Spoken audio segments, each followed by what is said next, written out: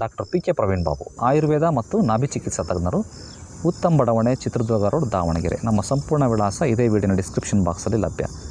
ಕೆಲವರು ಮಹಿಳೆಯರು, ಕೆಲವರು ತಾಯಂದರು, ಪರ್ಟಿಕ್ಯುಲರ್ ಆಗಿ ಗಂಡಸರಲ್ಲ, ತಾಯಂದರು, ಸರ್ ನನ್ನ ಪರ್ಸ್ನಾಲಿಟಿ ಎಲ್ಲ ಕರೆಕ್ಟ್ ಇದೆ, ಸ್ವಲ್ಪ ನನ್ನ ಬಟಕ್ಸ್ ಮಾತ್ರ ದಪ್ಪ ಇದೆ, ಅದನ್ನು ಕರಗಿಸ್ಲಿಕ್ಕೆ ಅವಕಾಶ ಇದೆಯಾ ಅಂತಂದು ಭಾಳಷ್ಟು ವಿನಮ್ರವಾಗಿ ಕೇಳ್ತಾರೆ. ಅವರಿಗೆ ನಾನೇ ಅಷ್ಟೇ ವಿನಮ್ರವಾಗಿ ಅದಕ್ಕೆ ಪರಿಹಾರವನ್ನು ಹೇಳ್ಕೊಡ್ತೇನೆ. ಅದರಲ್ಲೂ ಮಹಿಳೆಯರಲ್ಲಿ ಆ ಭಾಗದಲ್ಲಿ ಫ್ಯಾಟ್ ಕಲೆಕ್ಷನ್ ಆಗುವಂತಹ ಸಾಧ್ಯತೆ ಹೆಚ್ಚು.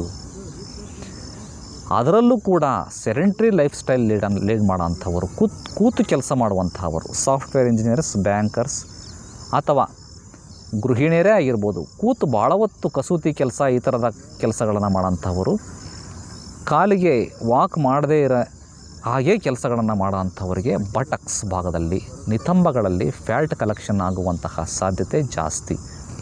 ಮತ್ತು ಯಾರಿಗೆ ಥೈರಾಯ್ಡ್ ಸಮಸ್ಯೆಯಿಂದ ಬಳಲ್ತಾ ಇರ್ತಾರೆ ಮಹಿಳೆಯರು, ಅಂಥವರಿಗೂ ಕೂಡ ಬಟಕ್ಸಲ್ಲಿ ಫ್ಯಾಟ್ ಕಲೆಕ್ಷನ್ ಆಗುವಂತಹ ಸಾಧ್ಯತೆ ಜಾಸ್ತಿ. ಇಂತಹವರು ಏನು ಮಾಡಬೇಕು, ಪರಿಹಾರ ಏನು? ಅಕ್ಕ ತಂಗಿಯರೇ, ನಿಮಗೆ ಫ್ಯಾಟ್ ಕರಗಬೇಕಾ ಬಟಕ್ಸಲ್ಲಿ? ಯಾವಾಗಲೂ ಕೂಡ ಚಕ್ಲು ಬಕ್ಲ ಹಾಕಿ ಕೂತ್ಕೊಳ್ಳುವಂತಹ ಸಂದರ್ಭದಲ್ಲಿ ವಜ್ರಾಸನದಲ್ಲಿ ಕೂತ್ಕೊಳ್ಳಿ. ವಜ್ರಾಸನ ಅಂದರೆ ಗೊತ್ತಿದೆಯಾ ನಿಮಗೆ? ಎರಡು ಕಾಲನ್ನು ಮಡಚಿಬಿಟ್ಟು ಕೂತ್ಕೊಳ್ಳೋದು, ತೋರಿಸ್ತಾರೆ ಫೋಟೋದಲ್ಲಿ. ಆ ರೀತಿ ನೀವು ಕೂತ್ಕೊಂಡಿದ್ದೆ ಆದಲ್ಲಿ ಅಟ್ಲೀಸ್ಟ್ ಊಟ ತಿಂಡಿಯ ನಂತರ 10 ನಿಮಿಷ ನೀವು ವಜ್ರಾಸನದಲ್ಲಿ ಕೂತ್ಕೊಂಡಿದ್ದೆ ಆದಲ್ಲಿ ಖಂಡಿತವಾಗಿ ಬಟಕ್ಸ್ನಲ್ಲಿ ಇರುವಂತಹ ಫ್ಯಾಟು ಕರಗ್ತದೆ. ಕಾಲುಗಳಿಗೆ, ಮೊಣಕಾಲುಗಳಿಗೆ, ಮೀನುಕಂಡಗಳಿಗೆ ಸ್ಟ್ರೆಂತ್ ಬರ್ತದೆ. ನೀವು ಹಳೆಯ ಕಾಲದ ರಾಜರ ಸಿಂಹಾಸನಗಳನ್ನು ನೋಡಿರ್ಬೋದು. ಫಾರ್ ಎಕ್ಸಾಂಪಲ್ ಶಿವಾಜಿ ಮಹಾರಾಜರು ಸಿಂಹಾಸನ ಆಗಿರಬಹುದು, ಅಥವಾ ಈ ಒಂದು ಮುಸಲ್ಮಾನ್ ದೊರೆಗಳ ಒಂದು ಆಸನಗಳನ್ನು ನೋಡಿರ್ಬೋದು ನೀವು.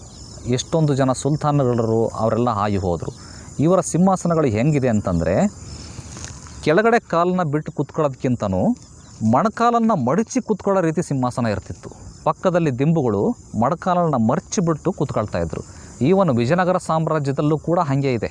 ಮೈಸೂರಿನ ಸಿಂಹಾಸನ ಕೂಡ ಕೆಳಗೆ ಕಾಲು ಬಿಟ್ಕೊಂಡು ಕೂತ್ಕೊಳ್ಳೋ ರೀತಿ ಇಲ್ಲ, ಕಾಲನ್ನು ಮಡಚಿ ವಜ್ರಾಸನದಲ್ಲಿ ಕೂತ್ಕೊಳ್ಳುವ ರೀತಿಯಲ್ಲಿ ಇತ್ತು. ಯಾಕೆ ಆ ರೀತಿ ರಾಜರು ಕೂತ್ಕೋಬೇಕು ಅಂತ ಹೇಳ್ತಾಯಿದ್ರು ಅಂದರೆ, ಈ ಭಾಗದಲ್ಲಿ ಫ್ಯಾಟ್ ಕಲೆಕ್ಟ್ ಆಗಬಾರ್ದು, ಕಾಲುಗಳಿಗೆ, ಮೊಣಕಾಲುಗಳಿಗೆ, ಸೊಂಟಕ್ಕೆ ಸ್ಟ್ರೆಂತ್ ಬರಬೇಕು ಅನ್ನೋ ಉದ್ದೇಶಕ್ಕೆ ಆ ರೀತಿ ಡಿಸೈನ್ ಮಾಡಿದರು.